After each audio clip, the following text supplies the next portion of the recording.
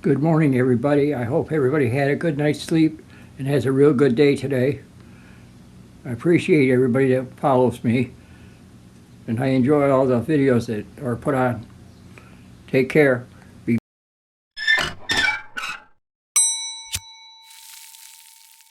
Hey guys, welcome to a new week. It's 4:20 somewhere, and I don't have my light today, so I am at the service of the sun, and it's a bit of a cloudy day, so bear with me if it gets very dark all of a sudden sometimes. Today, we kind of have a response to one of the videos, one of the first responses I've gotten, which is kind of exciting to me. I am not an expert on this stuff. I just kind of do some research and then put it out there, and need some sort of response just to be corrected on things from time to time. So I put one video about weed stocks up on Reddit and got a nice little response from somebody who seems to know a lot more about the subject than I do. Let me close the window before I continue. In the video, I kind of describe how the weed stocks, when they seemed like they were doing very well, and it seemed like it was a very popular thing at the time, the actual business model of the weed stocks, which includes canopy growth and Aphria, and the business themselves were not doing so well, and so in the long term, these stocks weren't something to really invest your money in. And here's a response that I got. Even though the content regarding weed stocks was very superficial, I still got something out of this video. What I learned is how disconnected your average person is when it comes to weed stocks. Nothing against the creator of the video, or anybody that hasn't heavily researched weed stocks, but it shows the lack of knowledge in both media coverage/due diligence. The old story, US wants to legalize and how does it affect weed stocks, while only looking at LPs like MSOs don't exist. To me, the sentiment will shift. US companies will be thrust more and more into the spotlight, and a wave of institutional and retail money will flock in. MSOs are still heavily under the radar by a majority of the investing world for various reasons, and being invested before that shift is super exciting. Just my 2 cents. So what he's talking about here are LPs are licensed producers who are Canadian licensed producers, meaning they are able to legally be exchanged in the American exchange because they're done legally. MSOs, however, are multi-state operators, which are American companies that cannot individually be on the stock exchange in America because federally marijuana is illegal. However, to get around that, MSOs are able to be packaged into ETFs.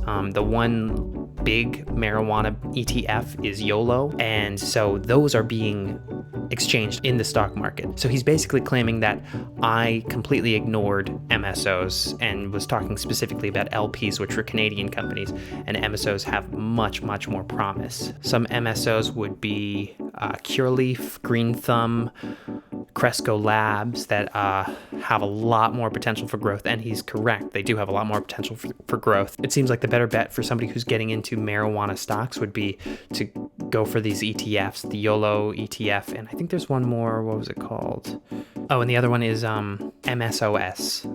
ETF. It's Advisor Shares Pure US Cannabis ETF. Those are a much safer bet and have a lot more potential for growth just because they are multi-state operators and they're working in America, which has just more hunger for marijuana really than Canada does. Thank you for this one commenter on Reddit, Hambone83, for kind of opening my eyes to the MSOs and getting out of the whole LP dead zone. Do you want to know why acid makes you trip? Here's the LSD molecule, and here's serotonin.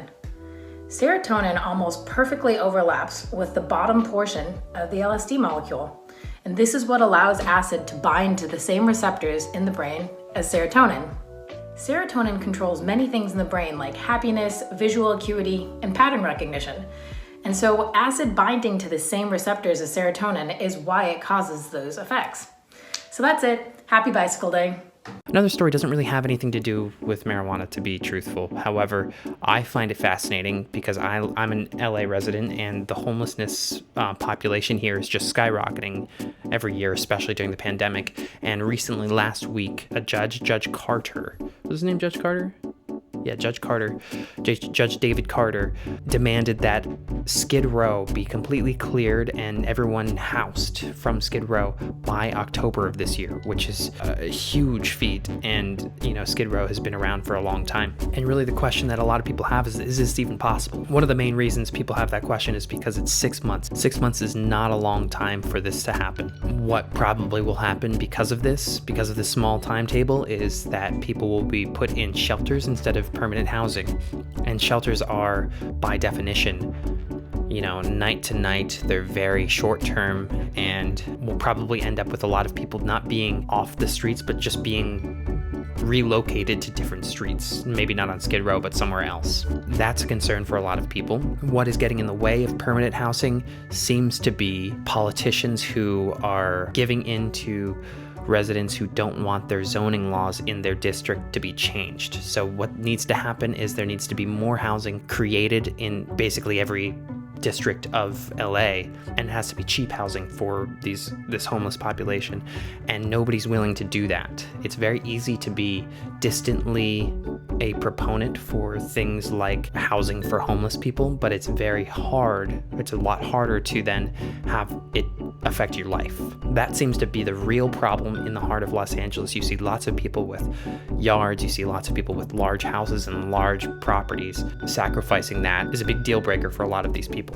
So we'll see what happens in October, and a lot of people are thinking that because of this, maybe Skid Row will be cleared, maybe Skid Row will be cleaned up, but the homeless population will just have to find another place to go, and they'll probably spread out other places, and it won't be a solution to the problem.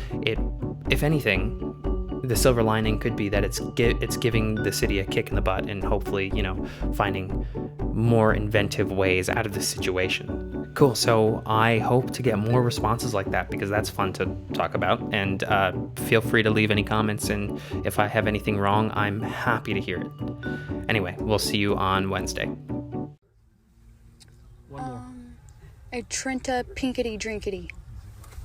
What? A Trenta Pinkety Drinkety. I need a Trenda Pinkety Drinkety.